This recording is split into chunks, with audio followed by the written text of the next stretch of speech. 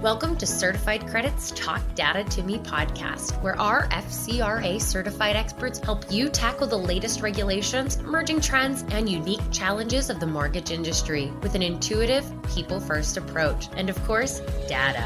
Because your business is built on more than just a score. Visit certifiedcredit.com for more information. Certified Credit helps you hone your best practices from lead generation to post-closing QC and everything in between.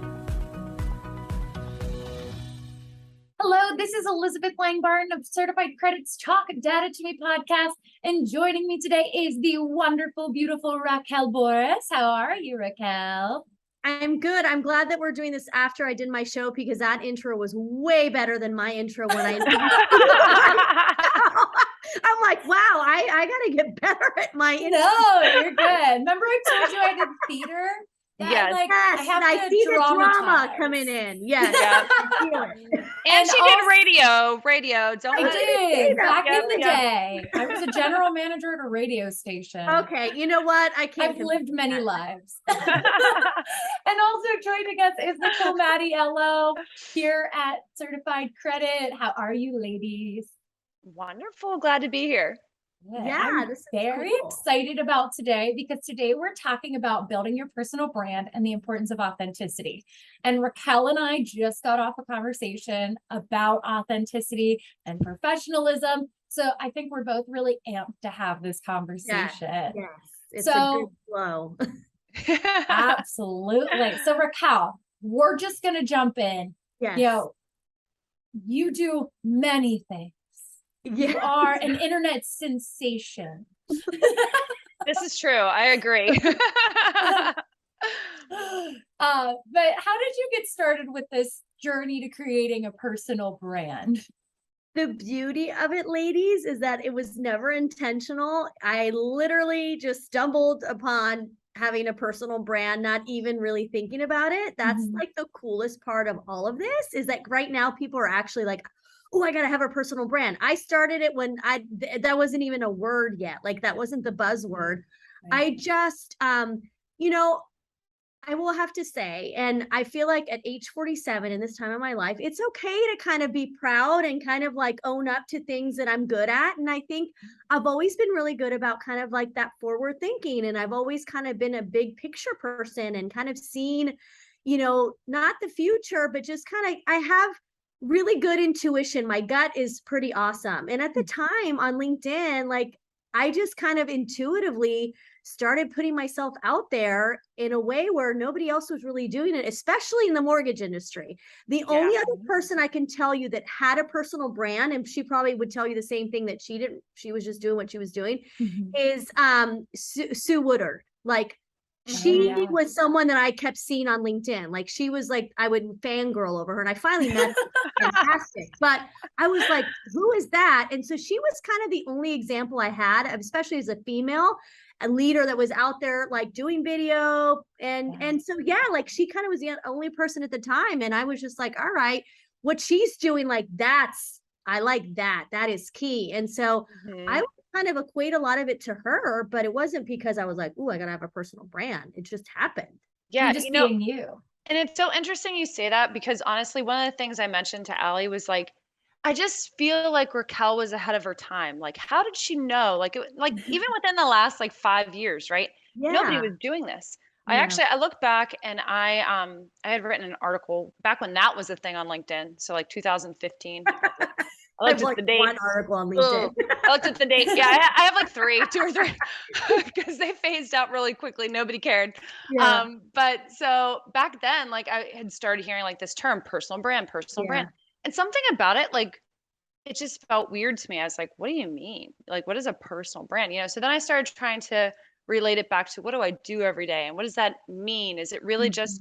And what I got down to, and what I think you do so well, is that it is that authenticity. It's being yourself, and doing it in a way that it's not contrived. It's not, put on. You're not even really thinking about it. To your point, you're being you, and you're proud of the you that you are, and you think you add something to the conversation. So you're out there, and you're not afraid to have those conversations with people and kind of bring others into the mix. But I think it's really interesting that you weren't really thinking about it, and it just kind of fell in your lap.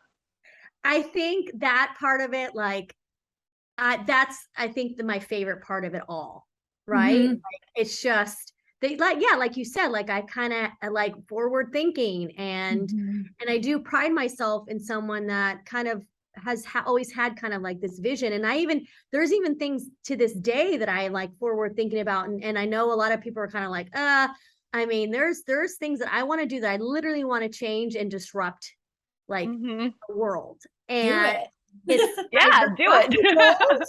They're lofty goals, but I think you know, it's important for people like us to do it. Like, you know, Elizabeth and I, we were talking on my show about how if we were all like book smart and we were all doing the same thing, and life would be boring, right? And not only that, like you need people that are not book smart like myself, that have kind of that like, you know, quirky way, creative energy, right? Because those are the people that actually like do something to change things, right? Not that book smart people don't, but I think they tend to be a little bit more kind of like following the trend. And kind of gets you to be, which gets you to see. Yeah, like it's just more analytical. I don't know. And I just don't have that brain. My brain's just like, I have a crazy brain, and I own it now. I was like embarrassed. I was embarrassed before that I was like had such a crazy brain, and I'm literally like a walking hot mess, but like a very professional, organized hot mess, if you will. I feel like I understand that. Yeah. Like I OCD, like I have major OCD. My room, the first thing I do is I make my bed when I get out of it. Like I'm very, my closet's incredibly organized, finger space, same hanger. Like I'm there. So there are aspects of my life. Are you a Libra? I'm a Leo. Oh, Leo. Okay. I was going to say, I'm a Libra. That's very me. Okay. Like I'm, got to be a little bit of both. This just goes to prove that astrological signs really don't mean. Apparently they don't. Because I'm a Scorpio, and I'm like, I'm the same way. Really? Yeah. Well, but that's what's like, I tell people, like, I might seem like a hot mess, and people might be like, wow, you're all over the place. I'm like, yeah, but there's certain aspects of my life that I'm very controlling, very planned. It's like the house is a mess, but I'm still playing like 2000s top hits in the back of my head. Yeah. Like as I'm walking around, like, oh, I got to do the dishes, but oh, wait, I also have to go and take pictures of the leaves. Like you're just like, I'm going here, I'm going there. What am I doing? Yeah. Yeah. So it all works. So funny. Yes, it does. Yeah. So, I mean, thinking along those creative lines, Raquel, we were talking before this about reels. Yeah. And you were saying how your authentic reels were the ones that were really getting engagement. Yes. And what I was going to say was, there's a difference between engagement and like just viewership, right? Where, what I was about to tell you ladies is that, so yesterday afternoon, I had lunch with my dad, and I was talking to him about Instagram. And he's like, I don't know what that looks like. So I was showing him, and I'm like, these are what reels are like.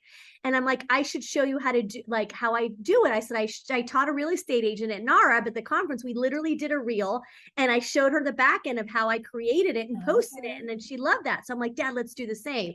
So I do the reel with him, and it was super cute, one take. And people loved it in the sense where people that know my dad or know me, they were like, oh my God, that's the sweetest thing ever. Say hi to Dad. Hey, Dr. Frank. Hey, Pop. All these things like, oh my God, he's so cute. So the engagement aspect of it was fantastic. But then the same day, so that was in the afternoon. Then last night I was in bed before 9, and I took this audio and I did a reel of me in bed before 9. And it's funny because I went to bed. I truly was like turned off my phone and I went to bed.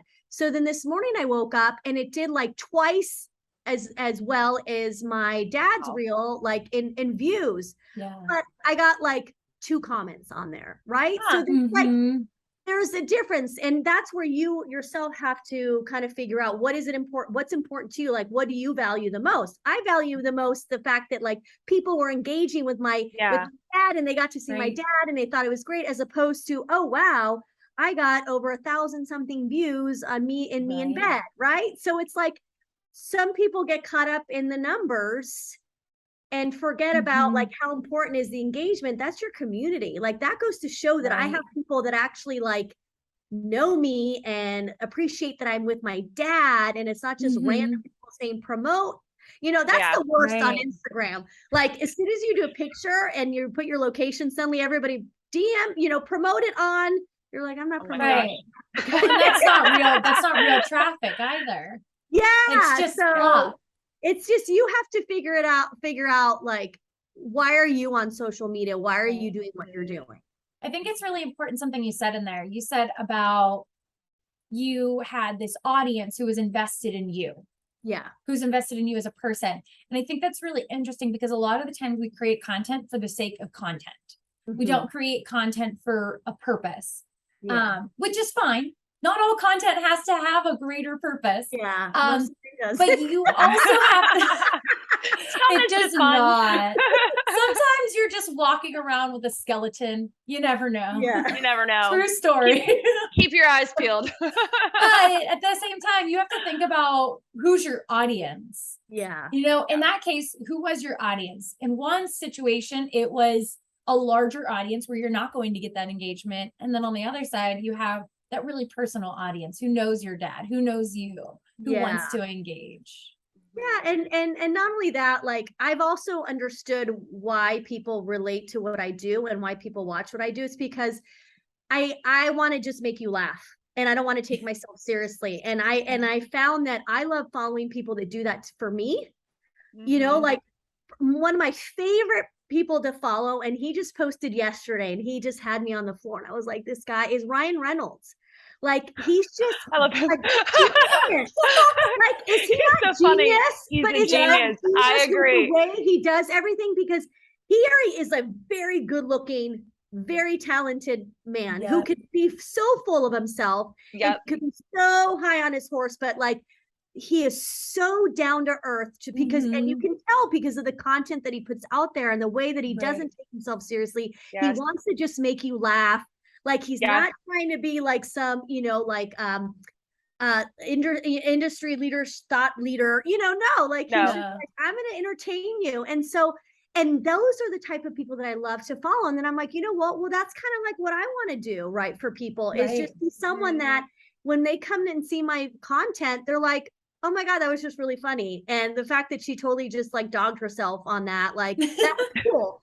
And then they walk away just kind of like feeling a little bit lighter that day, or had a good chuckle, and maybe they needed a laugh, and we all know that laughter is the best medicine. So if they were able to laugh and somehow it kind of like elevated their mood in that moment and sent some, you know, dopamine into their brain, then I'm like, then I did my job. Like, then that's the purpose there, because I really do want people to feel that they're walking away like feeling better about themselves too, because that's the thing, is if they see me with no makeup and they see me being a total weirdo, then they're like, well, shoot, then maybe it gives them permission to do the same if that's who they really are, and they're like afraid to do that on social media.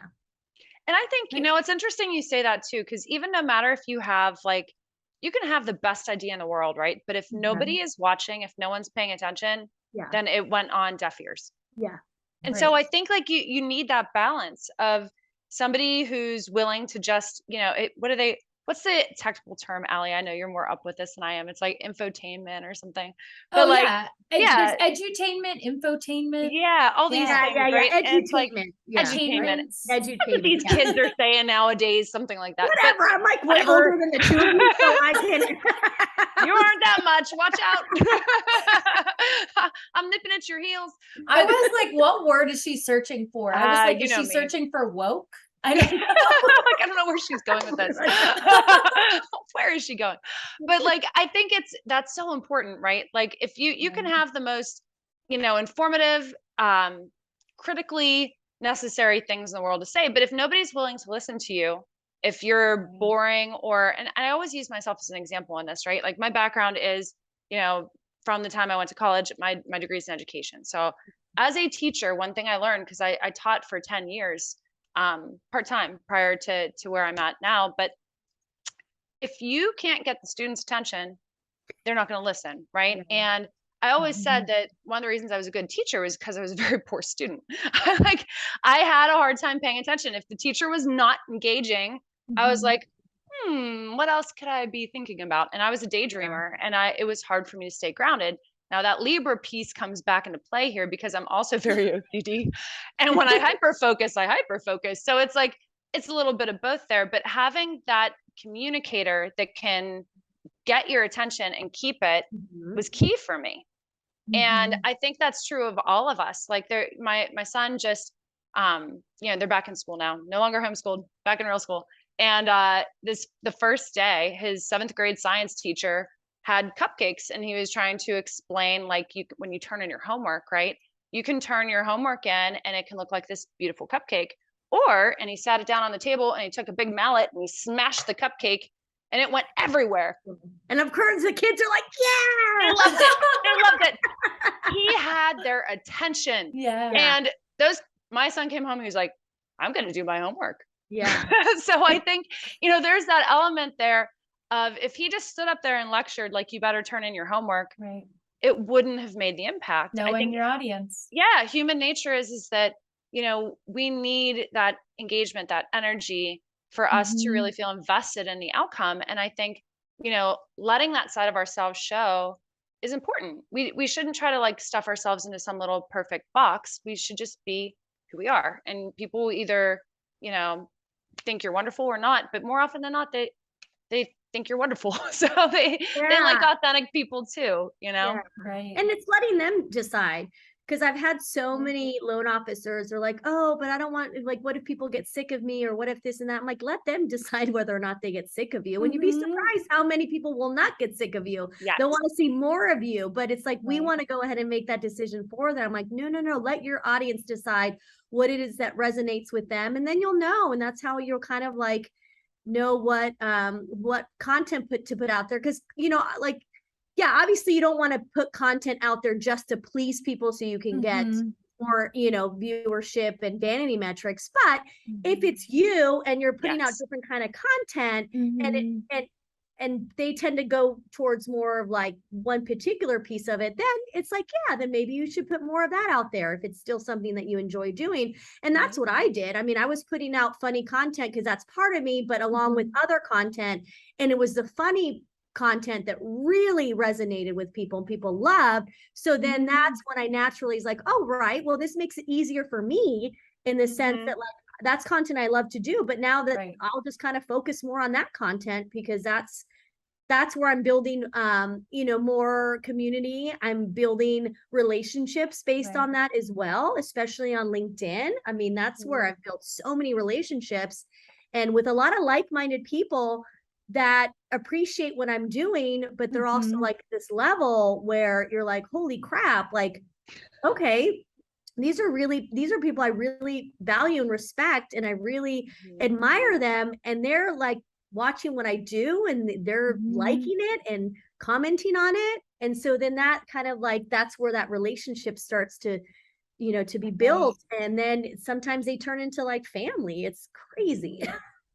Yeah. And I think too, that's a really important part for lenders. So when we talk about how a lender can build their brand, it's just starting with who you are. Yeah. And we were talking about earlier, Raquel, that we're so important to the home buyer's journey. And we don't often think about the impact that we have.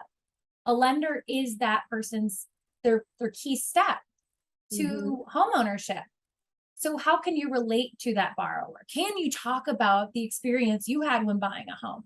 Can you show your personality and show the empathy and build that connection? Yeah. And it's done by just being yourself, because we all see too, it's, I get this question a lot, and I got it at the breakout session was like, do I have a separate professional, business account and then a separate personal? I'm like, no, because guess what? If you have 2 accounts, everyone's going to start following your personal account and you're going to not pay attention to your business, right? Because I think what happens too with a lot of loan officers is that you forget not everybody's looking to buy a home or refinance or sell their, like, not everyone's looking to do that. So you got to keep them engaged in that time when they're not looking, and they could care less about what's happening because that's not on their radar. Like they're focused on something else. So then you got to keep them engaged just with who you are, so that when the time comes and they're ready to buy a home or refinance, you've already had them like there in front They've of already you followed your kids this grow entire up. time. Yeah. And so when they're ready, they're like, I want to work with, Nicole, because I already know that she and I would get along great. I already know that she knows her stuff because, Nicole was throwing things here and there, edutainment, doing reels where she clearly knows what she's talking about, but she's entertaining me and making me laugh.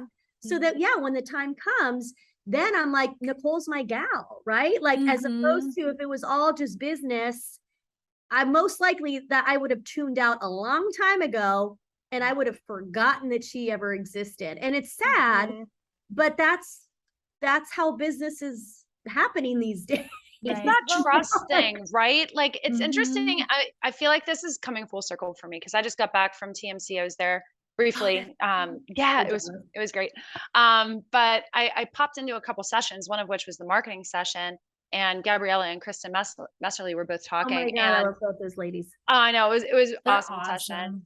And one of the things they were talking about was like the long game, right? And as an LO, as you're trying to market yourself or your organization, you're trying to build trust with this audience, right? And especially it was focused on like the next gen home buyers, specifically, the Gen Z group, but they're not all out there buying homes right now. Heck, my kids are Gen Z. So like, they're not out there buying homes, but if you if you're giving them the content that they find kind of interesting, because they were saying this generation is more concerned. And I think it kind of harkens back to like, if you're thinking about even the early 2000s, because I'll tell you, that's when I started working professionally. And it was a big concern then too, because of the way everything went after, September 11th. And then you talk about 2008 and the housing crisis. And, people became more concerned with things like savings and, what is my future going to look like? And I kind of focused on that in maybe a little bit of a hypersensitive way. And our next generation that's coming up is thinking that way too. And they're trying to look at, where am I going to be in 10 years versus what's happening right now in this moment? They might be a little bit more focused on that. So, okay, you're not going to get a loan tomorrow from them. But if you're playing that long game and you're investing in that relationship and you're helping them and you're teaching them things that they need to know and they remember you and they're paying attention, right? That's a great investment of your time. Oh, absolutely. And not only that, if you think about it, especially right now, loan officers are changing companies, real estate agents are changing brokerages. And, we all say how it doesn't matter who you're working for, it's about you and they're going to be following you. So that's another thing too, is because I think a lot of the loan officers get caught up in like, well, what kind of marketing does my company do? What kind of like, what can they do for me? It's like, what, like, do it for yourself. Like, don't rely 100%. on your company, because some companies are very different when it comes to their marketing and what they put out there and what they provide for their LOs. Obviously there's a lot of companies out there, and I'll put plugs in like Social Coach, Joe Wilson, who creates content for people, and loan officers could do it on the side. So I think a lot of loan officers tend to rely too much too on their companies and having them provide everything. It's like, no, you have it all right here. Like, you have access to everything. Like, you can go B2C, like, right, automatically. And not only that, something that I learned is that when people are like really invested in you, they could care less what you're doing. Because I will tell you this, remember, I was in the mortgage industry and then I left right before COVID and I started my own personal branding consulting firm.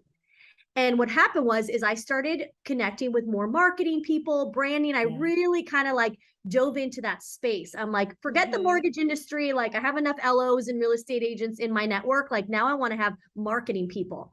So I went all in, was doing all this stuff. Like, I still kept my mortgage peeps, I still kept those relationships, but I was expanding my network. But the coolest thing, ladies, is that when I decided to come back to the mortgage industry, guess what? All those people that I reached out and I built relationships that were outside of the industry, they are supporting me doing what I'm doing at NAF. Like, they don't care that now I'm in the corporate world and I'm working for a mortgage company. They're like, no, like, we're going to continue to follow you and continue engaging in content. And that was a really big lesson for me, where I was like, holy smokes, like, if you have fans, people that really believe in what you have to say or who you are, it doesn't matter where you are, like, who you work with. It's really all about you. So it is that long game too, because a lot of these loan officers, real estate agents, are not going to be in this industry forever. You know, some people are leaving now. They're like, I can't do this. So also it's a great way to like not feel that, you know, suddenly you're like irrelevant, right? Because I think that relevant, like my dad and I had this conversation yesterday. He's 77 years old. He still worries about being relevant. He goes, I want to be relevant. And he's 77 years old, a doctor. And that's still like something that he struggles with. And I think that's where we all want to be relevant in some way. And so I think this is the way to be relevant is by showing up and not being so focused on like, you know, the what's going to come out of it business wise or clients, what's going to do for you in the moment. It's the long haul and kind of like, what is your purpose? Right. It's building those relationships. And I think especially in the market we're in now, that's what's going to help you potentially get your next job. Yeah. I mean, building those relationships, having that authenticity, having that content that really isn't focused on selling. It's focused on being a real person. Yeah.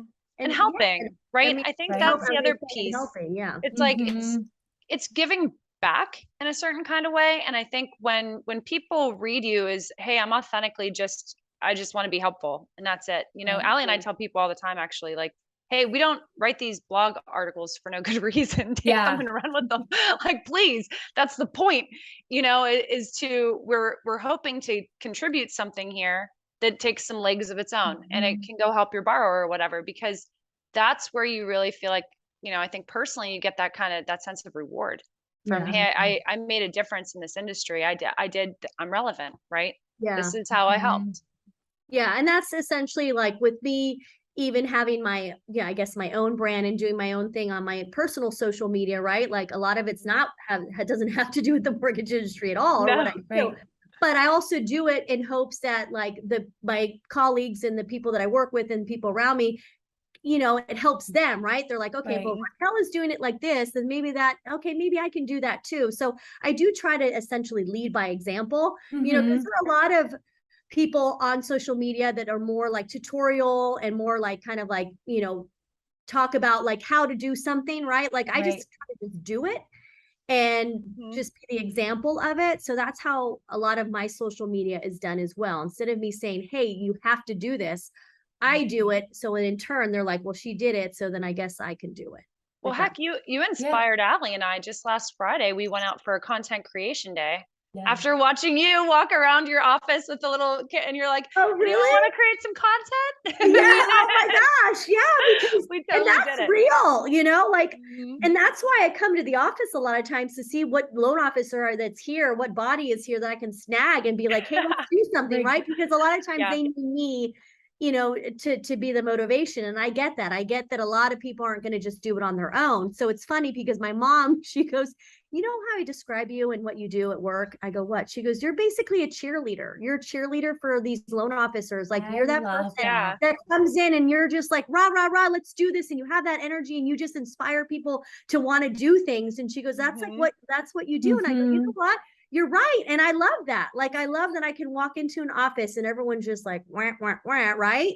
And I'm like, all right, guys, let's do it. And then the energy comes up and I can sense they're also like, kind of like, thank you for coming in and kind of lifting the mood a little bit. Cause especially right now, you know, a lot of people are just kind of like, this sucks. So then I do feel like sometimes it's me just coming in, being that cheerleader, motivating, be like, hey guys, we got this. Like, then let's make fun of it. Right. Like in this moment, then let's do a reel about it. You know what I mean? Like, cause this is real life stuff that's happening. We're all kind of like in this kind of limbo of like, what is happening in the market? And so let's just have fun with it. I mean, and everybody needs that cheerleader. I think one of the biggest challenges when you're getting into content is, where do you even start? What do you do? And when you have that person in your corner who's like, you can do it. It's so easy. Like, I always think back to whenever we're working with our team and I'm like, guys, I will show you how easy this is. Let's just do it. Let's just dive in. And then, I mean, I think the biggest like hurrah moment was we had somebody on our team who was like, and they dug their feet in. And then we showed them how easy it was. And we explained, and they did it by themselves the one day. And they were like, oh my God, this is so easy. Why haven't I been doing this the entire time. And like, it just, when you are that cheerleader, when you're the marketer in the business, it's like, yeah, you can do it. Like you feel like a proud mom. You're just like, I just want all my little ducklings to make it and to put content together. And then but that's how you feel. And then they do it and you're like, wow. Now what can we do? And it gets you genuine. It's that genuine. You really are trying. Like I tell our loan officers, like I genuinely want you guys to succeed in your business, and I understand that it's important to do the social media piece of it. Like obviously the relationship piece of it is even more important. But I'm like, just imagine your relationships and you put yourself out there. Like imagine like what that could do for you. And so, yeah, it's a very sincere of like, hey, I'm not doing this because I'm getting a paycheck every week and I'm like walking in going like, it's like, no, like I love seeing other people succeed. I love seeing people, like you said, once they get excited about it themselves and then they go off and do it theirs. And then you see them, you know, get better and better. I had a loan officer from a previous company that, you know, when I was there, you know, he just like struggled to get in front of the camera. I'm like, just do it. And, you know, in the beginning, he was a little stiff, a little bit kind of like, you know, monotone. And then the other day I was on Instagram and I saw one of his videos pop up and it was like a completely different person, you know, because he'd been doing it consistently. So though, but like for a couple of years, so comfortable, so confident. And I messaged him and I was like, dude, like, I'm so proud of you. Like, oh my gosh, like you are just like a different person. And it's like, that's awesome. And he responded with a simple, like, it was all thanks to you. Aww. And that's all I needed to hear was that like, oh my God, that's so cool that he really took what I said to him and was consistent with it and didn't give up and look at where he is now. And that to me, like, that's like everything, you know? And you bring up a really important part. It's like practice makes perfect. Yeah. It's not a saying because, you know, one guy I know, right? Like, all these sayings are just sayings just to be saying. It's true. Like you get in front of the camera a million times and you're like, oh, I got this. Like, I think the biggest one is when we do these types of calls and we record a podcast. The first couple, I was like, oh my gosh.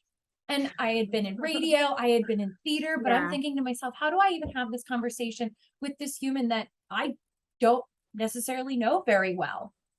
But then you get into it and you have practice and then you get to know the people. And like, Raquel, you were just so fun.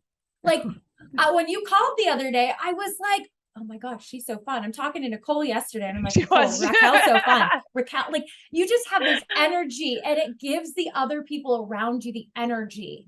And like, if we didn't have this podcast going on, or I wasn't willing to do this podcast when they asked who will do it, I would never have met you. I mean, I might have somewhere else, but it wouldn't have been the same experience. And so like, when you put yourself out there, there is a reward. And it is that relationship. And like, the more you do it, the better you get, the more excited you get about it. And then it becomes your baby. It becomes your project. It becomes like, you know, really something that you own. So when you're building your personal brand, think about like the long game. You know, we've been talking about this long game. Think about the long game in yourself too, not just in your borrower, not just in your relationships, but building your soft skills. And the opportunities. Yes. Well, and that's the thing is like, I'm sitting here talking to you ladies in the role that I have at a company and the coolest role ever doing branding marketing because I put myself out there in a way that I drew these opportunities in because even so I was like, oh crap, I've been, you know, on my own for 2 years. I suck at being a business owner, an entrepreneur. I'm not going to lie. Like it was a struggle for me. And I was like, all right, I need a paycheck. I need consistency. I need a home, you know, I need a health insurance. Like the reality kicked in. And I have to admit, like NAV came to me right away. Like I didn't even have to go job search, you know, for a job. I didn't have to go to LinkedIn and be like, hey, open for work. Nothing. The opportunity landed. And it's because I just kept putting myself out there. I just kept being me. And so that's another thing too, is I tell people like, you never know the opportunities that are going to come your way when you're willing to just put yourself out there. And that's the thing is like, even with loan officers, there could be opportunities for them within the industry, even, you know, like maybe a lot of them are struggling right now, but if they're already out there, there could be like fintech opportunities. There could be all these other opportunities of people being like, I've been following you, or I've seen what you do. And they've just been present and relevant. Like, and that helps. And that for me was huge. Like it definitely was like, well, shoot, if I keep showing up, I just got to keep showing up, because then that's where the magic happens. Right. So if I think it's like behind something, like no one's going to ever know you're there. I totally agree with you. I think you give yourself permission to be you, right? First. And then thereby other people also feel like they can be themselves too. Yeah. And then I'll be honest, we do sit back and watch the stuff we make and go, could I have done that better? Sure. That's okay. There are times where, I could have done that better. It's a learning experience. I can grow from that. Like, I think we have to have comfort in the fact that I'm not perfect, and there's nothing wrong with that. Nobody is. So it's more like, okay, well, what can I do better next time? Or what do I love about what I did? Right. And like having that, awareness and ability to kind of look at what you did and tweak it even, and just know that it's fine. You're out there, you're trying your best, you're doing the next right thing. And a lot of people are going to really connect with that. Yeah. And that's important that you said that, because we're all marketing people, right? But we all still sit there and we're like, oh gosh, I could have done better, or I'm still trying to figure this out. Like I was telling, Elizabeth the other day that like, I figured out how to do like labels on a reel and have them like actually, because I was like, I don't understand how these people are like the text is popping up the way it's popping up. And I'm a little stubborn too, where I'm like, I want to figure it out myself. I could have easily Googled it or asked someone. No. And one day I was messing around with my reel and I figured it out on my own. And I was like, oh my God, this was so cool. But I could have, like I said, weeks before then. And so my reels kind of sucked because I didn't have that ability of doing the like labeling. I didn't even know how to, like, there was so much I still didn't know. Yeah. And, people assume like, oh, you're a social media expert. I'm like, no, I'm not. Like, I'm still figuring this out. And you ladies are figuring it changes, out. right? Yeah. As soon as it changes. So it's not, nobody's really an expert here. Like it's just, like I said, giving yourself permission to do as well as you can with it and learn and kind of see, okay, well, what are other people doing and what can I take away from that? And sometimes there are gaps and you're like, okay, well, I'll figure it out. I'm a lot like you. A lot of times I'm stubborn and I'll try to figure it out on my own first. Yeah. Well, and I'll say like having people that you can collaborate with also helps. So I was making all of my TikToks that way. I was going in and I was adding the videos and adding the text. And some of these ones that we're doing right now are getting a little complicated. And I was like, there is no way I am building this in TikTok. So I was like, how do I do this? I don't know. And I was talking to Gabriella Mendocino and I said, what do you do? She was like, I go into Canva. And I was genius. Always a good idea. I went into Canva. Okay, talk about expert. She's like a Canva expert, because I've actually asked her. Funny that you mentioned Gabriella. I messaged her one day and I was like, Gabriella, and I attribute a lot of what I'm doing with Reels because of her. I'm like, can we have a call, please? She's like, sure. I'm like, I have a question with Reels. So I called her up. I said, listen, this is the deal. I go, all these people are using these great audio sounds, but they know what to do with it. I'm like, I have like this creative block when it comes to like using audio sounds and being really funny. And so she gave me a great tip. She's like, just go through your Reels, any audio that you really like, just in general, like save it, write it down that you have it, or maybe if there's a topic you want to talk about, and then you'd be surprised if I don't do a spreadsheet like she does, but she has a spreadsheet, and then she kind of puts like, and then she'll match them up, right? Like, oh, this audio would be really great with this type of topic. But what it did do is, for whatever reason, it inspired me in a way where that, as soon as I kind of figured it out, I was like, holy smokes. And that's why I do so many Reels now with all this audio sounds. All it took was for her to kind of just tell me her process. Yeah. And it just gave me at least something to think about. And then once I started it, like, I was like, holy crap. Like, that's all I needed. I needed another creative just to kind of give me a little bit of insight, right? Because sometimes we have that, like, a little bit of a block. Yeah. And so it is good to collaborate. It's good to ask our fellow colleagues in this industry and be like, what do you do? And I love that we're all so willing to share. Like, we're not trying to compete here. Nope. Well, and like with the creative process, you don't have to reinvent the wheel. No. You just have to put your own little spin on the trend. Yeah. I mean, that corn video came along and I'm I like, how does this even relate? And I was like, well, I guess BOE is the same syllables as corn, kind of. Say it fast. So we were like, all right, here we go. And like, you just need to have that, like, take a trend and put your own little tweet, because at the end of the day, that's all these social media platforms are. It's staying relevant by following the trend, but making it your own. Yeah, I know. I have one that I recorded yesterday, and I'm going to post it today, but I'm still trying to figure out like the copyright. Like that's where a lot of times like I'll do audio sound, because I'll just copy, I'll just do the voice, whatever, what is it? Lip sync. See, I'll just lip sync, and I have a couple really good ones, but I'm like, yeah, but I have to have something really good to explain why I'm saying this particular phrase, right? And like that's where sometimes I get stuck, because once again, it needs to be funny. It needs to be total sarcasm. And a lot of times, like, I just don't have it. So I have to kind of be like, all right, just put it aside, just draft it. So I have some reels that are drafted, and then later, so you never know, I'll be like just sitting there. I'm like, oh my God, this is what I should say. So there's nothing wrong with that. Like I was telling Elizabeth that I don't, batch my content. I don't have a formula, but I'm also kind of getting better at, like, it's okay in the moment to do a couple reels and draft them and then put them out when necessary. Because I think that's another thing too, is that when you're just trying to do it by the, fly by the seat of your pants every day, sometimes that just doesn't work. Yeah. Sometimes you need that time to mull it over. Yeah. Sometimes I just don't have it in me. And it was funny that I did that reel and I posted on LinkedIn, and people were appreciating where it was that cricket sound.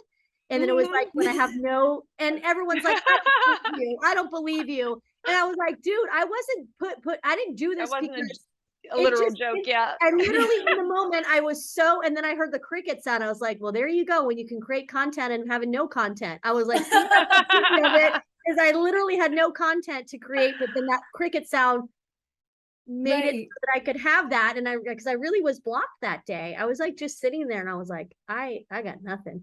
Right? Not every day is a creative fantasy, right? Some days you're like, whoop, okay. Yeah. Now what? Well, and like, sometimes you have to get something to spark that creativity. Like you heard the crickets and you were like, all right, I cannot have an idea, but still be creative, because I had that fuel. So like whenever I was in school, I had a professor who taught broadcast writing, and he always said that, everybody will tell you, don't watch TV, don't spend too much time, listening to music, don't spend too much time doing that, doing this. But in order for us to be creative, we need to digest content in order to output content. So like, you might be thinking, how do I create a reel? How do I create a TikTok? Yeah. And sometimes just scrolling through TikTok is the best way to figure that out. And that's what I've been better at, where I think I was feeling guilty because I try to be very intentional about my social media. And that's where Gabriella is like, she goes, I call it, what did she call it? It was really cute. Something about like something scroll, where it was like she was like, it's part of her job, right? To scroll through Instagram for a good 10, 15 minutes and scroll through the reels. And that was a good tip that she gave me, because I was so much about like, I'm not going to just like go down the rabbit hole, but she's like, no, you're doing it for your job, like for creativity, for inspiration. And that was a game changer for me, where I'm like, yeah, I have to be able to digest other, content in order to be able to curate content. Because I think a lot of us too feel like we have to be the original people to come up with something. And like you said, you know what? Sometimes it's just putting a little bit of your twist on it. That's all you need. Yeah. You don't need to actually like reinvent the wheel. But I do see some of these reels and I'm like, how in the world did they even come up with this? This is amazing, the transitions, and like, oh my gosh, like I have to get away with stop comparing myself with all this other content, because there's some content out there where it blows me away. Well, that's really good advice, actually, though. I think like to not compare yourself, because that's I think the nature of it, right? Is you're trying to do your own thing, and you can take some inspiration here and there, but not to hold yourself to some like unattainable version of perfection, Mhm. right? Like some things that you do are going to be amazing. Some are going to be okay. There might Yeah. be a couple clunkers in there. Like, let's get real. Actually, that was one of the things I wanted to ask you is like, when in the past, when you've tried to like put together a specific strategy, or you had maybe a plan for like a longer format thing where you were doing like a series or something like that, have you ever like encountered a situation where like, man, that one was a clunker? And you're like, what do I do? Like, do No, I keep going? Do I change course? yeah, you know what? I've had plenty. Well, and I think though, all of it was also like just an evolution because for me, just even the video editing piece of it, a lot of it, like just seeing, like, it's funny, I'll go back and see like how I'll have edited videos in InShot.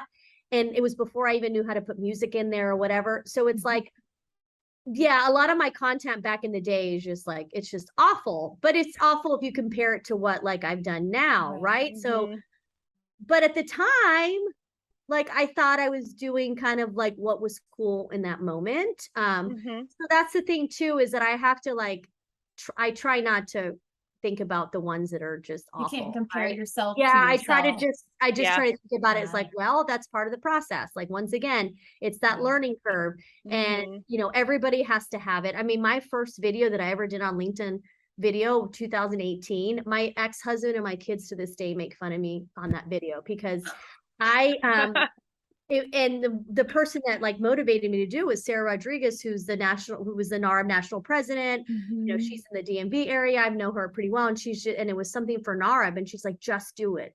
I'm like, fine. But like the angle, my hair was like, it was just so awkward. I wasn't really me. And my ex is on LinkedIn and we're connected. And I remember I went to my ex's that day to pick up the kids or do something. And I walked in and they're like, hey mom. So like, I was like, did you show the kids my video? They're like, I had to, Raquel, because that was, you all know me. And that was my very first LinkedIn video. And you know what? I wish I had it.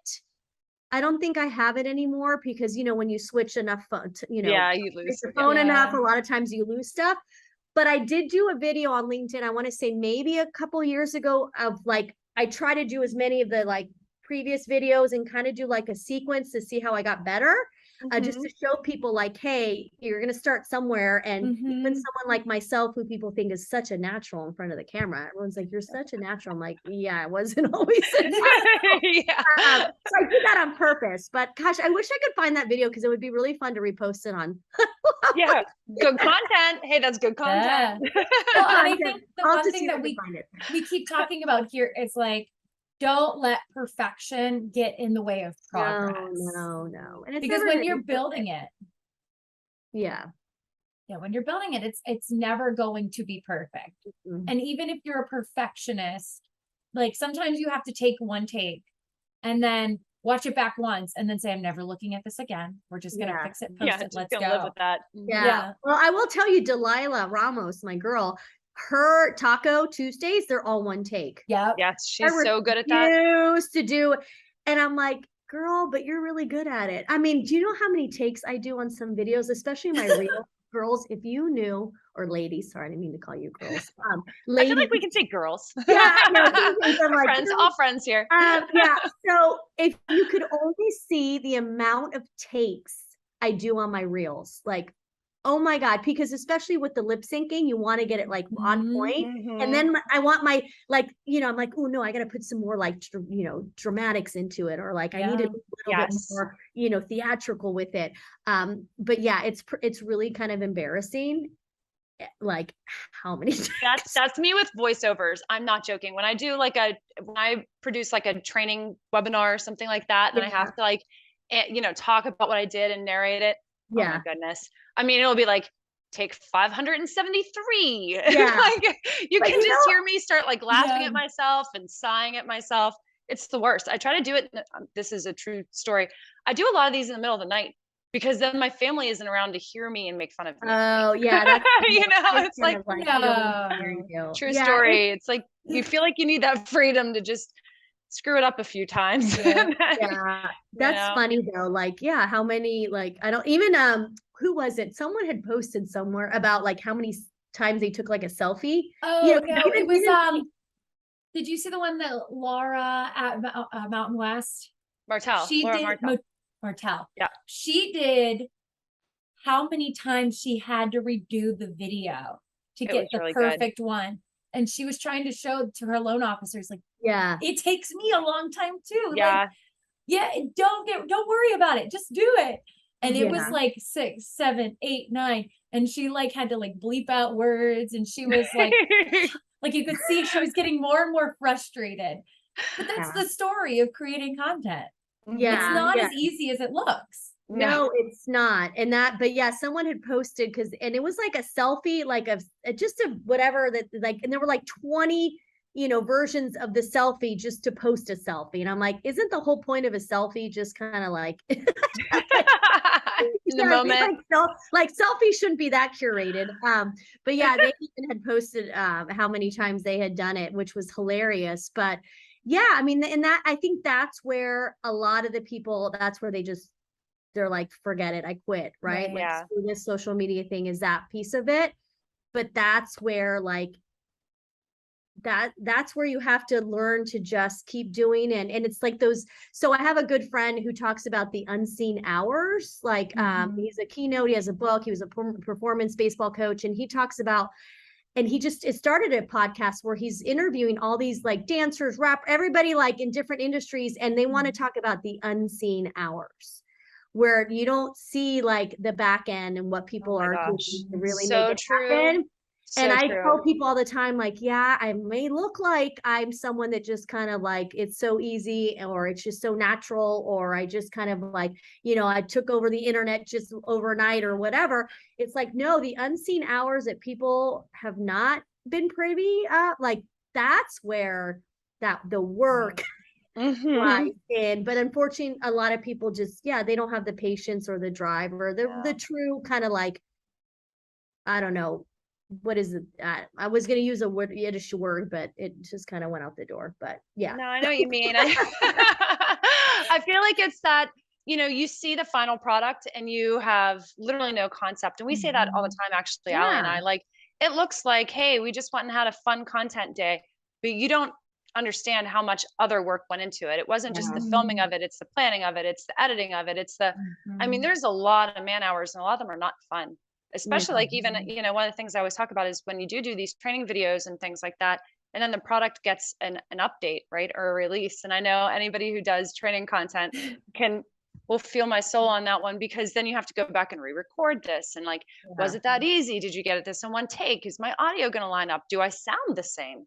Weird stuff. You know what I mean? Like there's so many little nuances that people don't even realize that go into producing this kind of content. And so you only see the finished product, the end game of it, but it took way more things back before to get there. And I think people need to not be afraid of putting in their own effort, right? Whenever they go to make it, it's okay to take 5 takes, take 20 if you need to. I am in awe of like the Delilahs, and Laura Brandau is great for that too. Like I find them incredible because I'm probably too critical of myself to be able to do that, but they're like the one take wonders, man. They just out it goes and it's great, I know. I was like, gosh, the time that I would save. No, there are some videos depending on what I post. Like I used to do a lot of videos during COVID on LinkedIn just to kind of give people tips on being on the platform. And in that case, it was like maybe several takes. But for whatever reason, like with the reels like that, I could spend like an hour on one like 7-second reel. Well, it's because you have to do the planning. So I think what it all comes down to is being yourself, having that authenticity, not taking yourself too seriously. I think we've kind of beat around the bush on that here, but like just have fun with it, build relationships, and really focus on, the human aspect of content creation. Have patience with yourself, have patience with the metrics, because I mean, you can have one TikTok, one reel that does fantastic, and another that falls flat on its face and you don't even know why. Yeah. And maybe that was the better content and it's frustrating. You're like, why? This was the good one. You know how many times I've been like something where I'm like, oh, you know what? This is really like, this is a great piece of content, like all of this stuff. And then that's what what bombs, like when I'll tell you this, and it is really hard for me because, you know, it's like that you learn a lot about human psychology and human nature through social media and what you post. You know, even with me, with my Raq the Boat, you know, these are conversations with kids, and that's where my true passion lies, is, you know, having them feel heard and seen and give them a voice. And so when I'll like repurpose it for my show, for my Raq the Boat show, and I'll put it on LinkedIn and other platforms, and they always tank.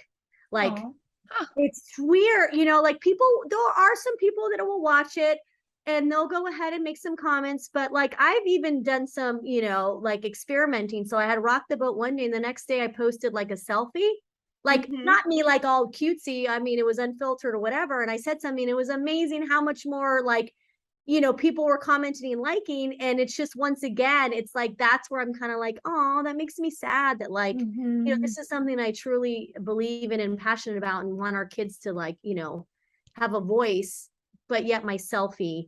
Maybe you're just ahead of the curve again. Remember how we started this saying that I feel like you were ahead of the curve? Like maybe the rest of the world just hasn't caught up to your vision yet, because I do feel like that makes sense to me, right? If I'm just thinking about the way our society is changing, and the way that the younger generations are becoming more vocal about, you know, their opinions and their thoughts, I feel like this is just another example of your maybe a little bit forward thinking. You have the foresight. Yeah, you know what? And I have thought about that. I'm like, once again, you know, people that are trying to be a change maker and disrupt, this is what happens. Like people they don't get it. And you have to just keep pushing it. And that's something that, you know, like I'm very vocal about it. My company, everybody knows that Raq the Boat, like that's my like passion project, you know, and that's something I truly believe in. But yeah, it is kind of like difficult right now because I see it. I'm like, this is a no-brainer, guys. This is a no-brainer that we have to focus on our youth because they're our future. And so, you know, and I don't want to get off course, but once again, it's like using your social media in a way that makes sense. And I'm trying to still use it for that, for the greater good, for change, for, you know, positivity. And those are the reasons why I'm on it. And so for me, when I talk about social media, I'd like to try to promote mindful social media. Like, hey, I'm telling you to get on there, but yeah, get on there in an authentic way, get on there in a way that you're self-aware, because remember, there's people on the other side of that computer and the other side of that phone that are maybe comparing themselves, that are maybe seeing and be like feeling unworthy because you're maybe posting, all you're posting is like this glamorous life, and you're always posting yourself filtered, looking beautiful. So then you have these younger women comparing themselves to that, and that's not real. You're not walking around with filters in the real world, you know what I mean? So it's like I try to purposely, you know, show up here with, you know, no makeup on, you know, I just kind of let my hair air dry, like try not too hard, because at the end of the day, I was like, what am I teaching my daughter? Who's an 18-year-old and her, you know, like her group of peers, like, so it's all of that, right? Where, show up, put yourself out there, but also be aware of what you're putting out there, because we live in a world right now where everybody's paying attention to everybody else. It's true. And I think it's a very good point too, I think, is like the self-awareness of it when you're putting things out there, and just being cognizant of how others may or may not be impacted by the things you say, right? Like, while not suggesting anyone should overly script themselves, quite the opposite. I'm saying be yourself, but you know, just being aware of being kind. You know, I'm a big person that kindness matters, and if that's probably my number one concern with a human, you know. So it's true. It's like you don't have to have that curated life. I think a lot of people think of social media and they think of the influencers who have a very curated life. Every photo is carefully selected. Every post is written out and scripted. And when you do that, you undervalue authenticity and you take away from that human experience. Yeah. And it does make me sad. And I'm, you know, and I, you know, as much as I'm like, you know, I really don't judge, but there are moments where I am kind of judgmental. I'm going to be honest. We all are. It's a human thing. And it's the curated, you know, I follow a couple people that, and I probably should unfollow, but I follow, and literally it's like the perfect life. You know, like they're in Europe at the beautiful cafe with the beautiful outfits, and that's all they post. And it just, And that's where I get really kind of frustrated because I'm like, that's not real life.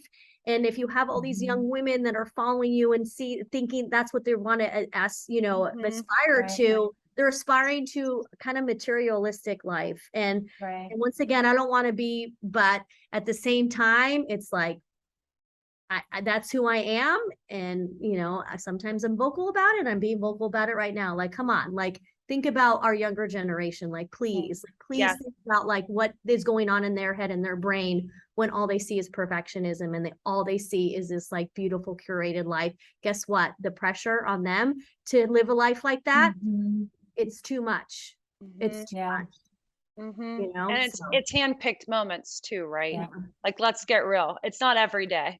Yeah. They're not showing you their bathroom's filthy or something. They're showing you the perfect And let me event. tell you, if someone showed me their like someone like that suddenly showed me their bathroom and it was a mess, I'd be like, hallelujah.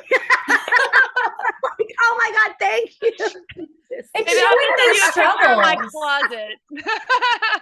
It's showing that struggle. That shows that you are a real person. I mean, and I think it's really awesome what's happening on LinkedIn right now as more people share their like a little bit more into their personal lives.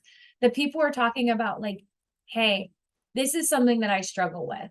I struggle with inclusion. I struggle with, with being included. I struggle with creating content. I struggle with, having work-life balance. And everybody's talking about these topics that maybe weren't conversations before. It's more of a community, right? You feel more a part of a larger community. I think humans are wired to need to be a part of something bigger than themselves. And they always want to be a part of a group. And that's our nature, right? Psychologically. So there's that element there where we all benefit from that when we're, when we create an inclusive group and when we're welcoming and we help each other and, we're sharing.